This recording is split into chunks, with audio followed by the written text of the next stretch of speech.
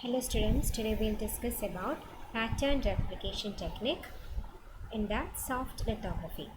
So what do you mean by soft lithography? It is the general term which describe a set of non-photolithographic technique. So it is an alternative to photolithographic technique. And hence it is also called a replication technology for micro and nano fabrication. So today we'll look into an example of soft lithography technique, that is nano imprint lithography. So in nano imprint lithography, as the name suggests, an imprint is made in the nano dimension. Imprint means we are pressing a mold onto a resist and making an impression. So how it is done? So we require a high production rate manufacturing technology. It is considered as a high production rate manufacturing technology, and it can provide high resolution and high throughput for making nanostructures. It requires a mold which could be metal, insulator or semiconductor, and the resist is a thermoplastic polymer, so which will be heated above glass transition temperature, and a stamp will be made by a precision lithography. For example, electron beam lithography will construct a stamp with desired features, and it is pressed for a certain period of time onto the thermoplastic, and hence it will be deformed. And you know, the thermoplastic polymer is already in the glass transition temperature, so as the stamp is pressed, a deformation will happen. So once the stamp is separated from the polymer after cooling, and the pattern polymer left on the substrate are used for further processing. So it could be dry etching, it could be lift off, or directly it is used as a device component. Okay, so and the remaining material is removed by etching from the bottom of the grooves. So what are the challenges in a nano imprint lithography? It should have a multi-level capability. That means the ability of exact alignment of multi-layers. To achieve exact alignment, stepper and aligners are required, which means if you want to make proper features, an alignment of the stamp and the substrate or the resist has to happen. For in order to achieve a better alignment, steppers and aligners are required. And what about the stamp size? It introduces drawbacks such as parallelity of the substrate and stamp and thermal gradients in the printing. So there might be, you already mentioned that it is in a thermoplastic molten form. So if you press a stamp onto that molten thermoplastic, what happens?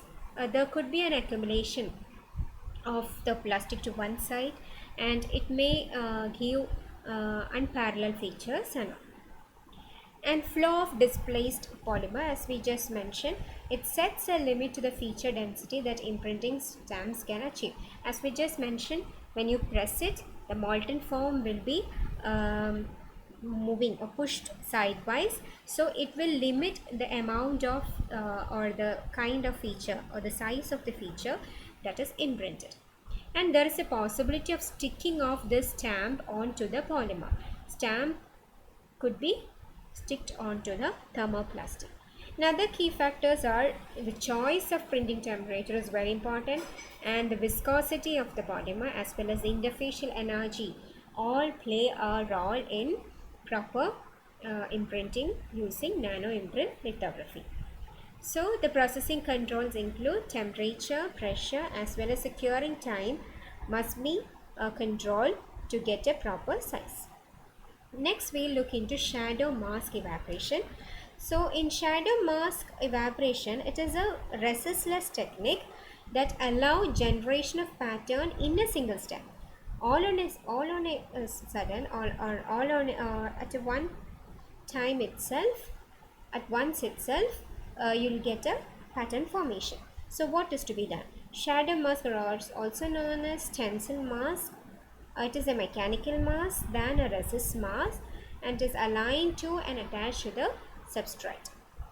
So evaporation is performed through the pattern halls of the shadow mass structure, and deposition is performed only in the area facing the hall. So you could have the resist to be evaporated through the stencil mask, or you could also have deposition of material through the stencil mask.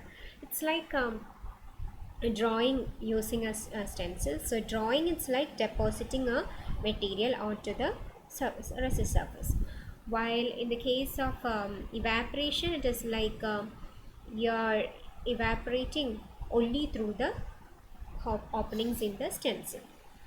It is an environmental friendly method as no etchants or processing liquids are used, and hence less wastages are involved.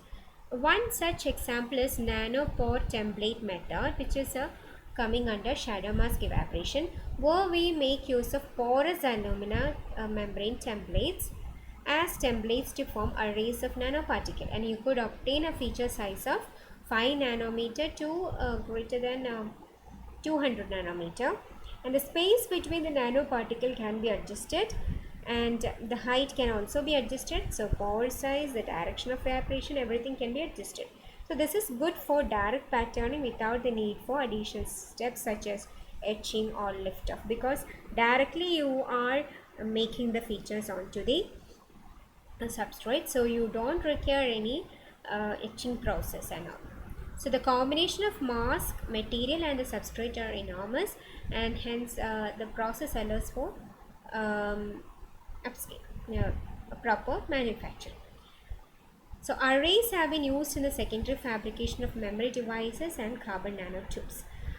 So this is one such example where directed assembly is there. So here what is happening is you take a material solution where you are enabling or inducing inducing assembly of molecules in a proper form. So in some material, self assembly will happen by its own, but in this case we are making the solution or the colloids in the solution to assemble. They are made to assemble, and hence the name directed assembly.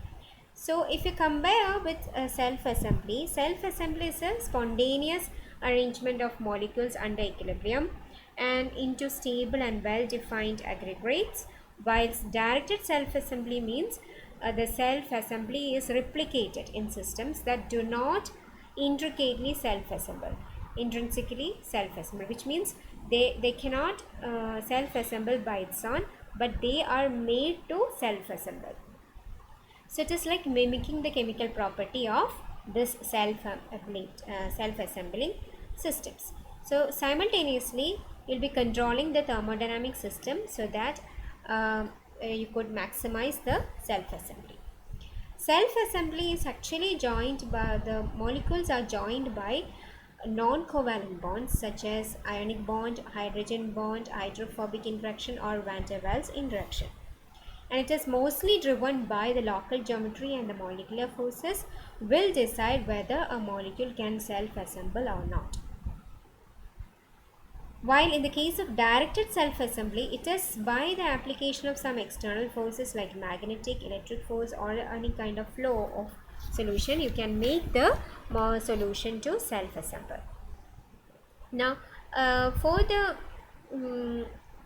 for the molecules to self-assemble, you could actually make carbon nanotube or single molecules of block polymers as the templates, so in which active sites are embedded to selectively induce the nanoparticle deposition.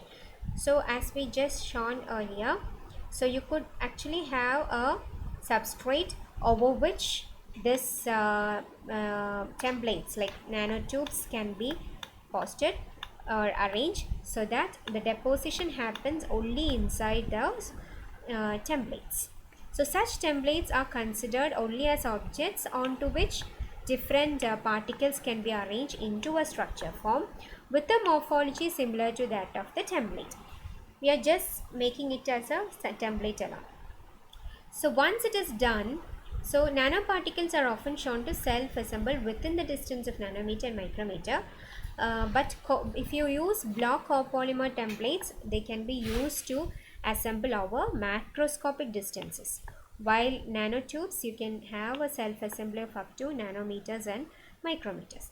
So by incorporating carbon nanotubes or block copolymers to the surface, you can incorporate active sites onto the surface of the nanotubes and polymers, so that that process is called functionalization, so in which you can transform the self assembly of or transform the material to self assemble.